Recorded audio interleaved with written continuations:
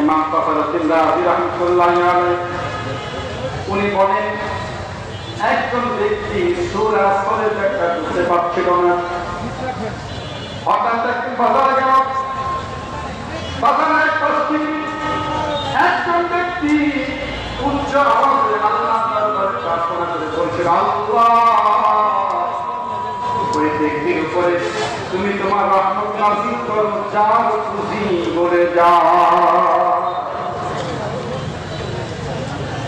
যে ব্যক্তি সূরা আসরের ব্যাখ্যা বুঝতে পারছিল না, হেঁটে হেঁটে সামনে এগিয়ে গেল, তাকায় দেখলো যে ব্যক্তি আল্লাহর দরবারে প্রার্থনা করছে, আল্লাহ ওই ব্যক্তির উপরে তুমি তোমার রহমত নাযিল করো, যার খুশি করে যায়। তাকায় দেখা গেল ওই ব্যক্তি একজন বরফ বিক্রেতা, বরফ যদি কেউ না কেনে তার বরফটা পানি হয়ে যাচ্ছে। যে বরফের ভিতরে তার পুঁজি বিনিয়োগ করা ছিল, টাকা লাগানো ছিল, বরফ বিক্রি হচ্ছে না, বরফ গলে যাচ্ছে, পুঁজিটাও গলে। এই জন্য ব্যক্তি বলছে, আল্লাহ ওই ব্যক্তির উপরে তুমি তোমার রহমত নাযিল করো, যার পুঁজি করে যায়। যে ব্যক্তি সূরা আসরের ব্যাখ্যা বুঝতে পারছিল না, কিছুক্ষণ দাঁড়িয়ে থাকার পর এবার বলল, আমি এবার সূরা আসরের ব্যাখ্যা বুঝতে পেরেছি। আল্লাহ রাব্বুল আলামিন আমাকে হায়াত নামক যে পুঁজি দিয়েছিলেন, সেই পুঁজিটা আমার করে যাচ্ছে।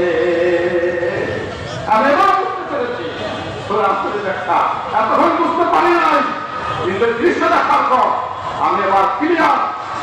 আল্লাহ পাক আমাকে হায়াত নামক যে পুঁজিটা দিয়েছেন, সেই পুঁজিটাও আমার করে যাচ্ছে। যারা আমরা এখানে কথা আছি, আমাদের সকলের হায়াত লাউহে মাহফুজে লিখিত লেখা আছে 40 বছর কি 50 বছর কি 60 বছর, ধরেন আমার বছর লেখা আছে লাউহে মাহফুজে 50 হয়ে গেছে, এখন 45 আছে মাত্র 5 বছর হিসাব করতে যায় মিনিট এবং ঘন্টা বের করা সম্ভব। 5 বছর হিসাব করলে মিনিট ঘন্টা সময় দিন বের করা সম্ভব। প্রত্যেকটা মিনিট যখন আমার জীবন থেকে চলে যাচ্ছে, প্রত্যেকটা ঘন্টা দিন যখন চলে যাচ্ছে, বুঝতে হবে আমার হায়াত নামক পুঁজিটাও আমার থেকে বিদায় নিচ্ছে, শেষ হয়ে যাচ্ছে। এক্সাম্পল দিলাম আমার ক্ষেত্রে, যারা এখানে কথা আছে সকল কিন্তু একটি এক্সাম্পল। রাইসুল মুফাসসিরিন হযরত আব্দুল্লাহ ইবনে আব্বাস রাদিয়াল্লাহু তাআলা আনহু বর্ণনা করেন, আল্লাহ রাব্বুল আলামিন যদি পবিত্র কোরআন শরীফে এই একটা সূরা বাদে দ্বিতীয় কোন সূরা নাযিল না করতেন, একটা সূরা পৃথিবীর সমস্ত মানুষের হেদায়েতের জন্য যথেষ্ট হয়ে যেত। সুবহানাল্লাহ। তাহলে সূরাটা কত গুরুত্বপূর্ণ, ঠিক কিনা বলেন? কত গুরুত্বপূর্ণ। কিতাবটা কি? ইমাম শাফিঈ রাহমাতুল্লাহ আলাইহি বলেছেন, যদিও সূরা ছোট কিন্তু মেসেজ বড়। পৃথিবীর মানুষ যদি এই সূরাকে কেন্দ্র করে একটু বুঝে শুনে তেলাওয়াত করতে পারে, হেদায়েতের জন্য যথেষ্ট হয়ে যাবে। সুবহানাল্লাহ। সূরার প্রথমে আল্লাহ পাক শপথ করেছেন, আল্লাহ পাক এখানে কেন সময় শপথ করলেন, কাবের শপথ করলেন, যুগের শপথ করলেন, জামানার কসম করলেন, দিনের শেষের কসম করলেন, দুপন্ত সূর্যের কসম করলেন, আসরের নামাজের কসম করলেন, সব গোড়াতের শব্দ কসম আল্লাহ পাক করলেন। কেন যুগের কসম করলেন সূরার প্রথমে? কেন সময়ের শপথটা কেন করলেন সূরা নাযিলের প্রথমে? মানুষের দৈনন্দিন সমস্ত কাজ এই সময়ের সাথে সম্পৃক্ত, ঠিক কিনা বলেন? তাদের সাথে সম্পৃক্ত। আর আল্লাহ পাক রব্বুল আলামিন সূরার মধ্যে যে বিষয় আলোচনা করেছেন, সেই আলোচনাও কালের সাথে সম্পৃক্ত।